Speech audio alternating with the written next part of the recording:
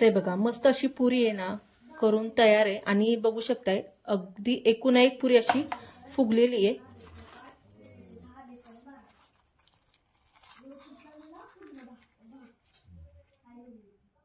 ते बघा पदर अगदी मोकळा झालेला आहे आणि बघू शकताय कोणतीही कुठलीच पुरी आहे ना अगदी बसकी नाही झालेली आणि अगदी खुसखुशीत अशी ही पुरी राहते आणि कमी तेलकट, तेल अगदीच नाहीये याला, कमी तेलकट। आणि ही पुरी आहे ना तुम्ही 2 आठवड्यात सुद्धा ठेवू शकता।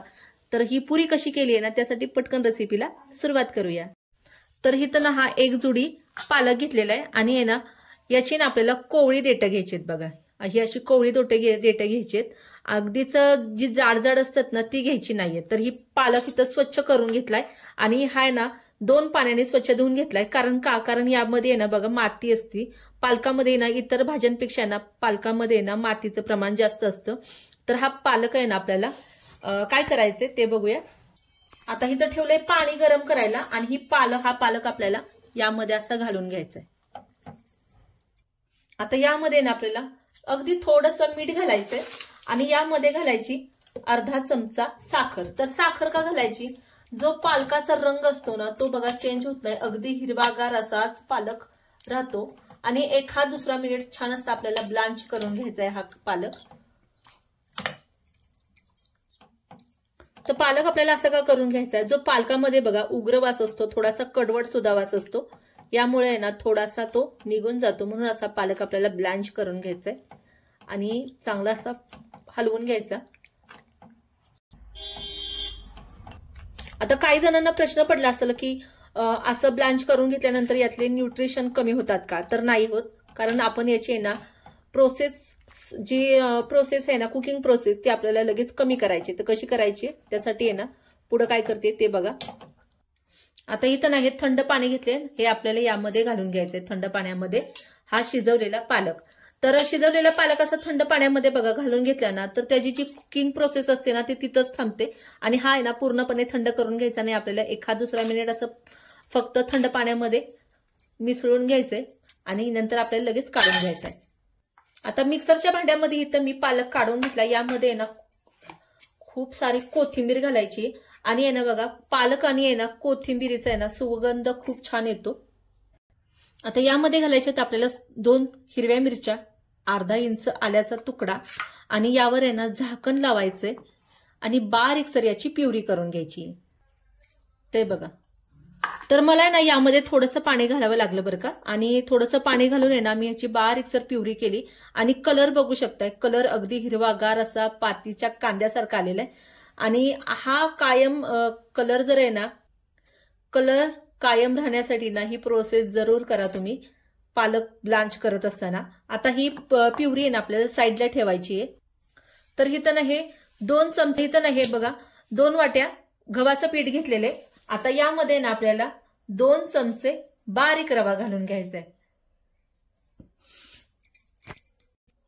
इथं 1 चमचा आहे ना ओवा घेतलाय आणि तो ना हातावर असा क्रश करायचा आहे। ओवा आहे ना हातावर असा क्रश करून घातला ना तर बघा सुगंध खूप छान उतरतो कोणत्याही रेसिपीमध्ये। आता इथं 1 चमचा आहे ना पांढरे तीळ घेतलेले, तर तुम्ही ना काळे तीळ असतात ना ते सुद्धा बघा घालू शकता आणि काळे तीळ आहेत ना तसेही आणि पांढरे तीळ असे हे दोन्ही तिळांचं कॉम्बिनेशन जरी घातलं ना तरी बघा तीळ आहे ना थंडीमध्ये शरीरामध्ये ना गरमी हीट निर्माण करतं। आता यामध्ये घालूया चवीनुसार मीठ। आता जी प्युरी केली होती ना आपण ती घालून घ्यायची यामध्ये आणि शक्यतो आहे ना या प्युरीमध्येच आपल्याला हे पीठ आहे ना मळून घ्यायचंय। जर तुम्हाला लागलंच पाणी तरी वरनं घालू शकता, पण आहे ना मिक्सरचं भांडं किंवा त्याच भांड्यात आहे ना खंगळून पाणी घालू शकता। ते बघा हे चांगलं आहे ना मळून घ्यायचंय। आता माझ्याकडून काय झालंय बोलता बोलता आहे ना समोरच गोष्टी असतात आपण घेतलेल्या असतात, पण आहे ना त्या टाकायच्या कधी कधी बोलण्याच्या नादात विसरून जातं। तर इथं ना बघा मी 1 चमचा आहे ना साखर घेतलेली आहे। तर साखर का घेतलीये तर साखरने आहे ना जी आपण पुरी बनवतो ना ती अगदी खस्ता राहते, तशीच कायम वेळ आहे ना कायमच अगदी जास्त वेळ म्हणाल ना तर मग जास्त वेळ अशी ही कुरकुरीत राहते, अजिबात नरम पडत नाहीत, अगदी टम्म फुगलेली अशी ही पुरी राहते। त्यासाठी आहे ना 1 चमचा साखर जर पुऱ्या बनवत असाल ना तर तुम्ही जरूर घाला आणि हे पीठ आहे ना आपल्याला चांगलं असं घट्टसर मळून घ्यायचंय। ते बघा पीठ चांगलं आहे ना असं सॉफ्ट मळून घ्यायचंय. जितकं सॉफ्ट मळाल ना पीठ तुम्ही तितक्याच पुऱ्या व्यवस्थित आणि खुसखुशीत होतात. आता यामध्ये ना आपल्याला थोडंसं तेल घालून घ्यायचंय आणि यावर पिळायचे आपल्याला लिंबू. तर लिंबू का पिळायचं तर बघा आपण आहे ना यामध्ये पालक घातलाय आणि पालकातले जे न्यूट्रिशन असतात ना ते युरिन मार्फत शरीरातून बाहेर फेकले जाऊ नये ना म्हणून या स्टेजवर तुम्ही लिंबू पिळायचं. आणि कलर सुद्धा बघा आहे ना छान येतो. आणि आपण यामध्ये तेल घातलंय ना त्यामुळे आहे ना तेलाने या पिठाला आहे ना कोरडं पडत नाही. थंडीमध्ये आहे ना शक्यतो पीठ कोरडं पडतं. आता पीठ आहे ना बघा चांगलं असं मळून घेतलेले. आता आहे ना यावर आहे ना आपल्याला थोडासा तेलाचा हात लावायचा. त्याने काय होतं ना पीठ छान मुरलं जातं आणि वरतून आहे ना कडक होत नाही. आता मी काय करणार आहे ना यावर आहे ना झाकण ठेवणार आहे आणि 15 मिनिटांच रेस्ट करून घेऊया. तर पीठ चेक करूया. ते बघा चांगलं असं मुरलंय पीठ. आता यातले ना आपल्याला छोटे छोटे गोळे काढून घ्यायचे. ते बघा लिंबापेक्षा छोटा गोळा घेतलाय.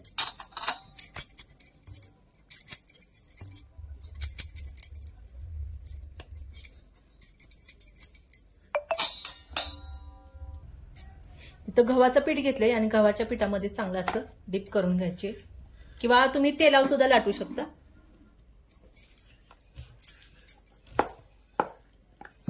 आणि पुरीला आहे ना शक्यतो एकदाच पीठ लावायचं. सारखं सारखं पीठ नाही लावायचं नाहीतर मग काय होतं ना पुऱ्या अगदी कडक होतात.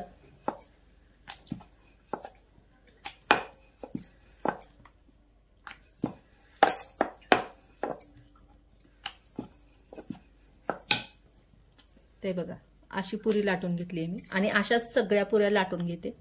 तर इथे ना अशा ह्या पुऱ्या ना करून घेतल्यात बघा. आणि मी काही पुऱ्यात ना लाटल्यात डायरेक्ट आणि काही पुऱ्या छापून घेतल्यात. तर छापायच्या कशा त्या दाखवते तुम्हाला. ते बघा अशी पोळी लाटून घेतली आणि इथं ना हा असा डब्बा घेतलाय आणि ह्या डब्याने ना आपल्याला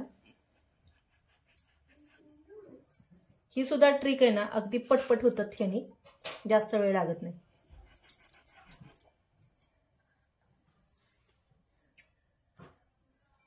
आणि हे एक्स्ट्राच आहे ना इथं होणार नाही म्हणून मी काढून घेतले.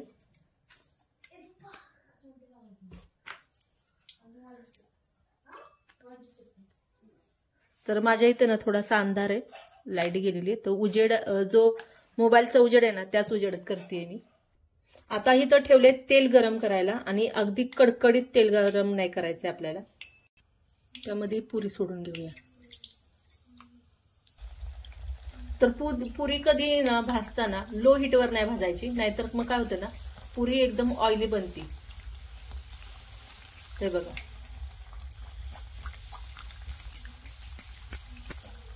टमटमी तशी फुगतात.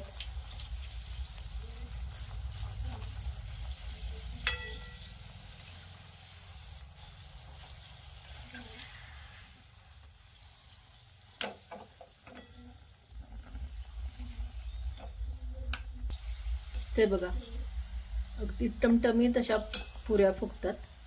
आणि ह्या पुऱ्यात ना तुम्ही 2 ते 3 दिवस आरामात ठेवू शकता. अशा खुसखुशीत राहतात. ते बघा कलर किती छान आलेला आहे. पुरी ना आपण काढून घेऊया. आणि विशेष म्हणजे ना या पुरीमध्ये ना तेल अजिबात राहत नाही कारण जो आपण सिक्रेट मसाला पदार्थ घातलाय ना त्यामुळे ना यामध्ये तेल अजिबात राहत नाही. आणि कलर सुद्धा बघा अगदी गोल्डन असा कलर येतो. बाकीच्या पुऱ्या सुद्धा मी अशाच तळून घेते. ते बघा इथं सगळ्या पुऱ्या अशा तळून घेतल्यात आणि बघू शकता एकही पुरी अशी नाहीये की जी चपटी झालेली बसलेली आहे. अगदी सगळ्या पुऱ्या टमटमीत अशा फुगलेल्या होतात. आणि ह्या पुऱ्यात ना तुम्ही 2 आठवडा सुद्धा ठेवू शकता. आणि ही पुरी जी केली आहे ना आपण ती मसाला पुरी आहे त्यासाठी ना ही पुरी आहे ना तुम्ही अशीच 2 आठवडा ठेवू शकता आणि अजिबात नरम पडत नाही. अगदी खुसखुशीत अशी राहते. तर एकदा नक्की करा आणि आवडलं तर कमेंट बॉक्समध्ये नक्की कळवा. चॅनलला जर लाईक केलं नसेल तर लाईक करा, सबस्क्राईब करा आणि बाजूला जे बेल आयकॉन असतं ना ते दाबायला नक्कीच विसरू नका.